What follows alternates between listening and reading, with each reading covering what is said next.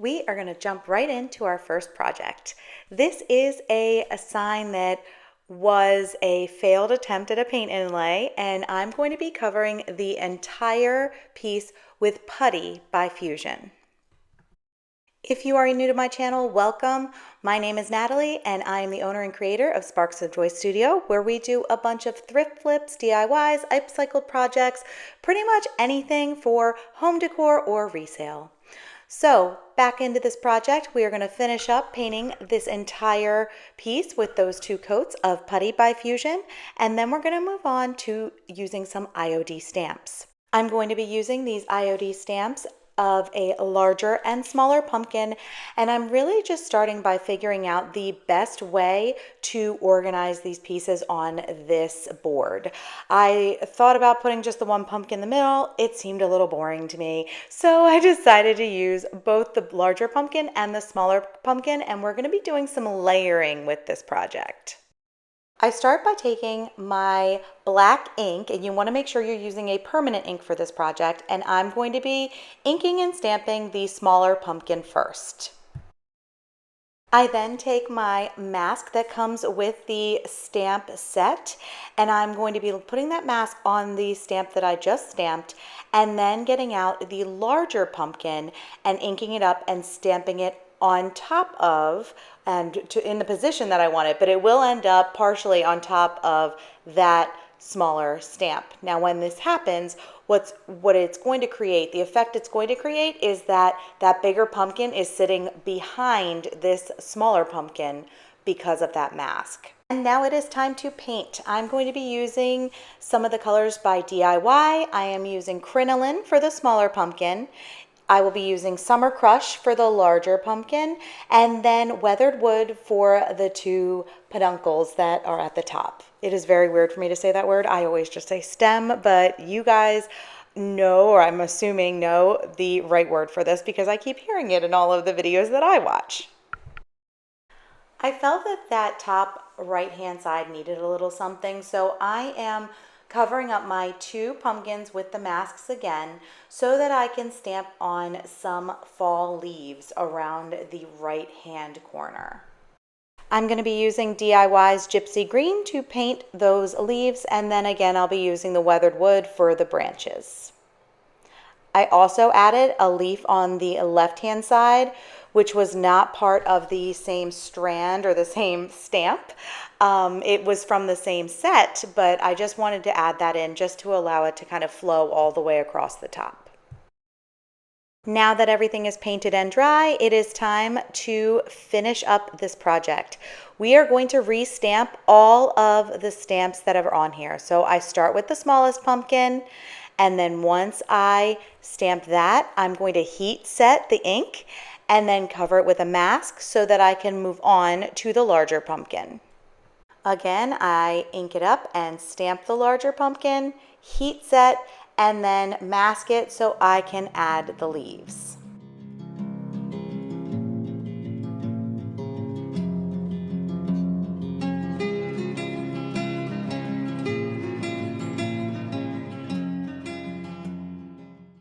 Our final step is to just very lightly sand around the entire project.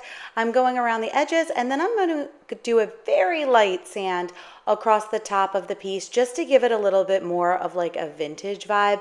And then also it allows some of that antiquing glaze to come out in different kind of tones as we wipe it on, which you see me doing right now. I'm going to cover the entire piece in Antiquing Glaze by Fusion and then dab back the excess. And this project is done.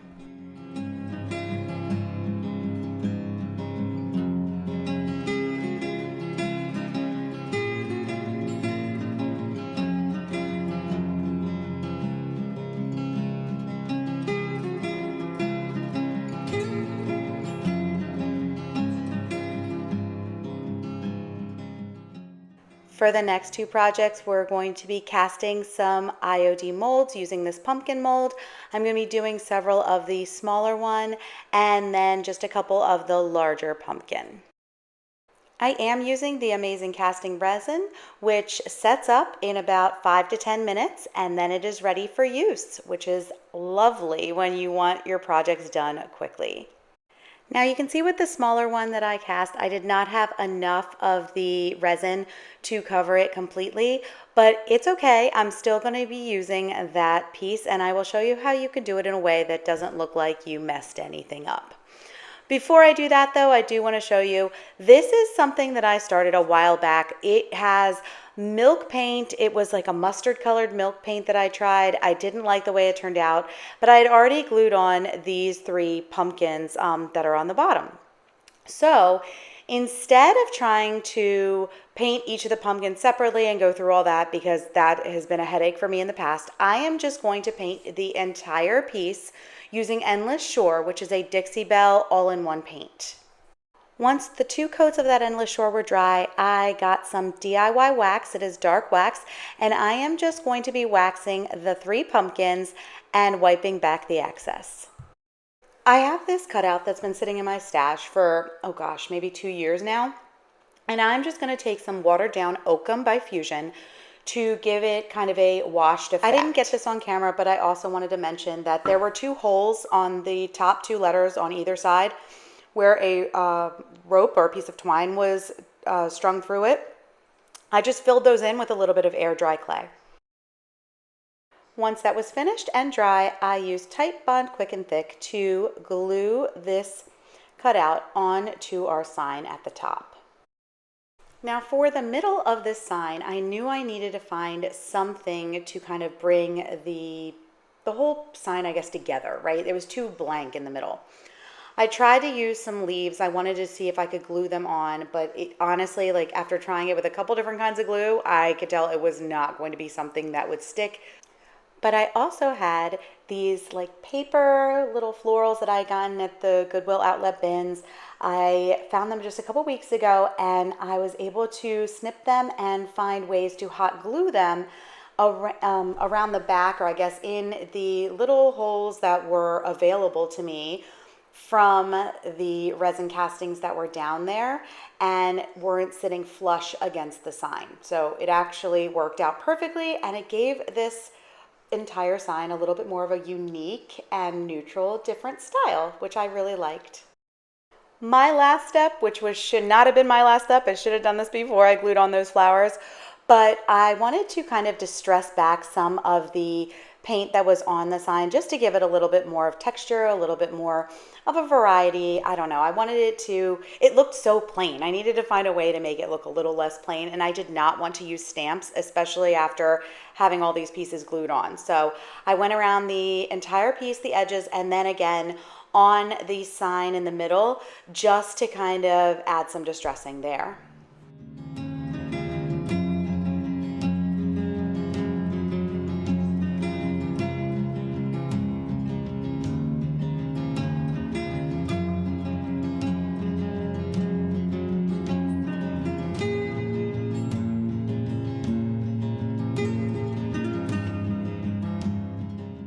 For our last project today, I have this little frame that has been sitting in my stash. It was something that I had gotten years ago off of Etsy for I think it was for my daughter's bedroom when she was younger, and it has the glass already glued into the frame. I had painted it originally, I believe in Skeleton Key maybe by DIY, but I'm actually just going to be covering it with a creamy white paint. I think this is Endless Shore by Fusion, and then I'm going to go around the outside with Woodwick by Fusion.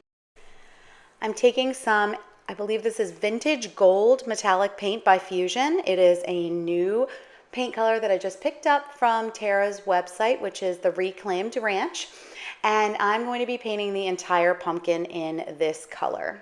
Now, I'm not sure if you can tell, but this is that pumpkin that I told you we did not have enough of the resin in the mold to create the entire casting.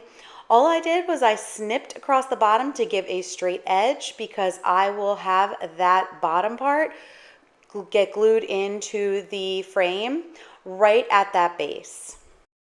Once the paint was dry, I did a quick brushing of a dark wax all across the entire pumpkin, wiping back the excess just to bring out some of those details. Now I'm going to be using some of the letters from the Apothecary Labels set, I believe that's what it's called, by IOD. And this is a great example as to why I really prefer to have two sets of letters. Some people are really good. I see some crafters, they're able to create these amazing signs where they can keep the letters all straight. I'm not that kind of person. And so a project like this, I really just prefer to have the entire word spelled out so that I can pick up all the letters at the same time and have them all go on at the same time. That is just what's easier for me. It's what I prefer, and it's why I like to have two sets of my favorite letter stamps. Once that was done, I did feel like I needed just a little something extra before I put that pumpkin casting onto my frame.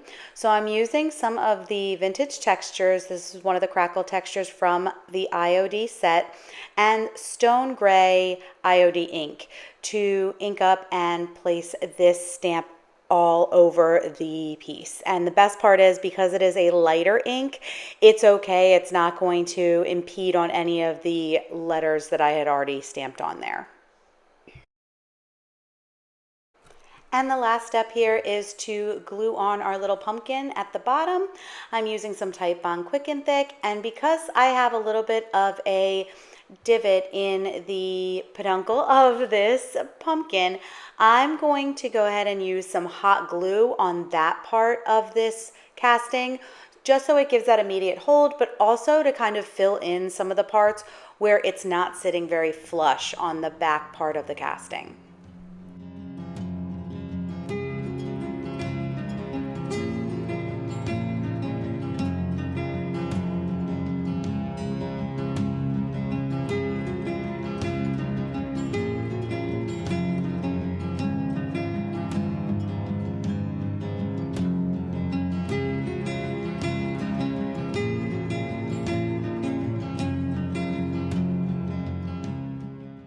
Thank you so much for joining me today. Please make sure to comment below and let me know what was your favorite sign from today. I have plenty of more that are coming in the near future, so make sure to subscribe if you'd like to see some of the other projects that I have in store for you this fall. Have a wonderful week. I'll see you soon.